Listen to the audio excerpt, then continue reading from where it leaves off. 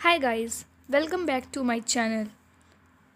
तो आज हम मैकबेथ का एक्ट 1 सीन 2 पढ़ने वाले हैं। तो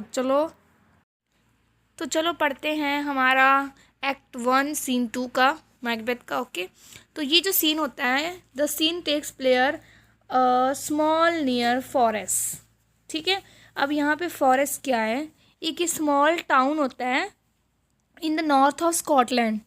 स्कॉटलैंड में ही यहाँ पे जो स्मॉल टाउन है ना, वहाँ पे ये सीन 2 हमारा हुआ आता है। ठीक है, और अब इस सीन 2 में कौन कौन आते हैं मैं आपको बताती हूँ। सबसे पहले इस सीन में आएंगे डनकन, जो किंग है, उसका जो बेटा है मैलकॉम डोनलबेन। ठीक है, फिर आता है लेनॉक्स, वो एक नोबलमैन था, विद अटेंडेंस, मतलब जो साथ में कुछ और सिपाही वगैरह होते हैं। ठीक है, तो अब इस सीन में होता क्या है मैं आपको सारा बताती हूँ। ठीक है, सबसे पहले डनकन होता है, वो बोलता है कि who is that bloody man. ठीक है, ब्लडी मैन, और समझ लो ब्लीडिंग मैन, कि कौन है जो वो खून से आ रहा है, कौन है वो आदमी। और वो कहता है कि हिज कंडीशन, उसकी कंडीशन देख के लगता है कि he is coming from the battle field, वो बैटल फील्ड से आ रहा है, और उसको लगता है कि ज़रूर ये हमें लेटेस्ट डेवलपमेंट या कोई बैटल के बारे में न्यूज़ बताने के लिए आया है। ठीक है, अब मैलकॉम ये सुनकर क्या बोलता है? मैलकॉम कहता है कि पापा, मतलब किंग को कहता है कि this is a sergeant. Sergeant का मतलब है जो कैप्टन होता है, जिसकी हाई पोजीशन होती है, उसमें से कोई बंदा आता है। ठीक है, तो सार्जेंट उसका कैप्टन होता है। वो आता है, वो इतना सिंसियरली और करेजली लड़ा था अपने बैटल फील्ड में, किसको बचाने के लिए? हमें बचाने के लिए। ठीक है, तो वो कहता है कि वेलकम यू ब्रेव फ्रेंड। ठीक है, उसका तो कहता है कि टेल द किंग, कहता है कि तुम किंग को बताओ कि तुम्हें बैटल के बारे में क्या पता है, क्या न्यूज़ है बैटल की। तो फिर सार्जेंट क्या बताता है? फिर सार्जेंट बताता है कि जो बैटल की कंडीशन है ना, वो डाउटफुल है। ठीक है, वो कंपेयर्स करता है द टू स्पेंट स्विमर्स, मतलब जो दो स्विमर्स की कंपेयर करता है, जो कि क्या है, एग्जॉस्टेड है, बिल्कुल थके हुए हैं, उसकी तरह वो बैटल को कंपेयर करता है। ठीक है, और making it impossible for either to swim, और दोनों के लिए क्या है, इम्पॉसिबल हो रहा है कि वो स्विम कर पाएँ, मतलब दोनों के लिए इम्पॉसिबल हो रहा है कि वो बैटल को जीत पाएँ। अब जो मैकबेथ है वो किसके साथ बैटल लड़के आया है? फर्स्ट बैटल किसके साथ होता है उसका, मैकबेथ का? मैकडॉनवर्ल्ड के साथ। ठीक है, जो बहुत बड़ा दुश्मन होता है उनका। ठीक है, उसके पास सप्लाइड होता है, आयरिश फुट सोल्जर्स होते हैं। ठीक है, उसके पास दोनों तरीके से होते हैं, लाइट आर्म्स होते हैं, हैवी आर्म्स होते हैं। ठीक है, मतलब वेपन्स वगैरह कह लो। और सबसे बड़ा क्या था, उसका लक उसके साथ था, ये उसकी बहुत बड़ी बात थी। ठीक है, पर मैकबेथ वो तो बहुत ब्रेव था हमारा, उसने साबित कर दिया कि भाई उससे ज़्यादा और उससे बेहतर, उससे अच्छा, उससे ब्रेव, उससे करेजफुल पर्सन है ही नहीं, और उसने लास्ट में उसको हरा दिया। जो मैकबेथ है वो क्या करता है, जो मैकडॉनवर्ल्ड के साथ है ना, उसके साथ हाथ नहीं मिलाता, कुछ नहीं। वो कहता है कि ज़्यादा कुछ नहीं करूँगा मैं, बस सिंपली इसको cut him from the navel, से इसको काट के to the jaws and fixed his head upon the walls of the castle. जो उसका कटा हुआ सिर होगा वो कास्टल होगा, जो दीवार उसके सर उसके ऊपर टांग दूंगा। बस उसने इतना ही कहा था, और उसने कर भी दिया। फिर डनकन कहता है, डनकन को जब पता लगा ये सारी न्यूज़ का, वो कहता है ओ ब्रेव सन, उसने तो बड़ा अच्छा काम किया। फिर सार्जेंट कहता है कि अभी मैटर यहीं पर एंड नहीं हुआ। वो कहता है कि जैसे जो स्ट्रॉर्म होते हैं और थंडर होता है ना, जहाँ वो ईस्ट साइड से आते हैं, जहाँ पे सन मतलब राइज करता है, उसी तरह से जो हमारा बैड लक है वो भी उसी डायरेक्शन से आ रहा है। बैड लक का मतलब है कुछ तो बुरा होना होता है ना। तो इसने यहाँ पे क्या बताते हैं कि listen O king of Scotland to my words, मेरे वर्ड्स को ध्यान से सुनो। कहते हैं अभी मैकबेथ फर्स्ट बैटल जीता ही था कि अचानक उसके ऊपर दूसरा बैटल का भी बोझ आ गया। और दूसरा बैटल किसके साथ होना था?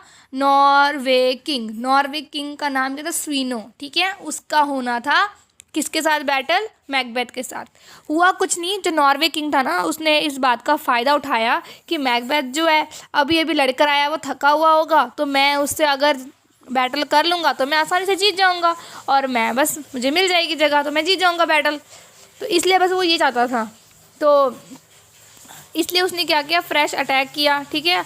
इतने बड़े बड़े उसके पास हथियार थे, उसको पक्का लग रहा था कि मैं ही जीत जाऊंगा और मैकबेथ जो है वो हार जाएगा, ठीक है।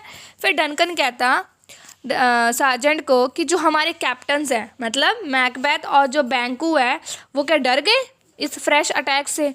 तो सार्जेंट हंसते हुए कहता है कि हाँ शायद, मतलब कैसे बोला, जैसे कि जो ईगल्स होते हैं ना वो डरते हैं स्पैरो से, और जो लाइन्स डरते हैं वो रैबिट से, उसी तरह से वो भी डर गए हैं हमारे कैप्टन्स, किससे, नॉर्वे किंग से, ठीक है। तो यही बात का वो कहता है, लेकिन लास्ट में जो मैकबेथ है वो प्रूफ कर ही देता है कि नहीं, वो जीत जाता है और नॉर्वे किंग हार जाता है। नॉर्वे किंग भी जीतने की उम्मीद तब लगाता है, उसका साथ वो तब देता है, कौन देता है साथ उसका, द थेन ऑफ काउडोर। वो एक बंदा होता है, ठीक है। थेन ऑफ काउडोर वो एक पोजीशन है, ठीक है, डेजिग्नेशन है कह लो। और जो वो एक बंदा था जो किंग के अंडर काम करता था, ठीक है, वो किसके साथ मिल गया जाके, नॉर्वे किंग के साथ, मैकबेथ को हराने के लिए, ठीक है। फिर डनकन कहता है सार्जेंट को कि भाई तुम्हारे वर्ड्स उतने ही प्रीशियस हैं हमारे लिए जितने कि तुम हो, तो तुम जाओ और अब अपना तुम लोग जो मतलब उसको चोट लगी थी ना, तो उसकी दवाई पट्टी के लिए तुम जाओ, ठीक है। अब वो जा ही रहा होता है कि अचानक से कौन आ गया, रॉस आ गया होता है, ये एक नोबल मैन है, ठीक है। अब वो कहता है, यहाँ पे मैलकॉम कहता है कि दिस इज़ द वर्दी थेन ऑफ रॉस, ठीक है।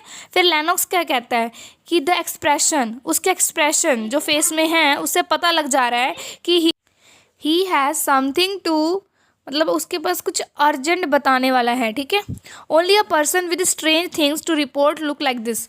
अगर उसको कोई अजीब सी बात है तभी वो उसका चेहरा ऐसा होता है, वो किसको लगता है, लेनॉक्स को। फिर रॉस आता है, वो कहता है कि may God save our king. तो डनकन कहता है कि वेयर कम फ्रॉम वर्दी थेन।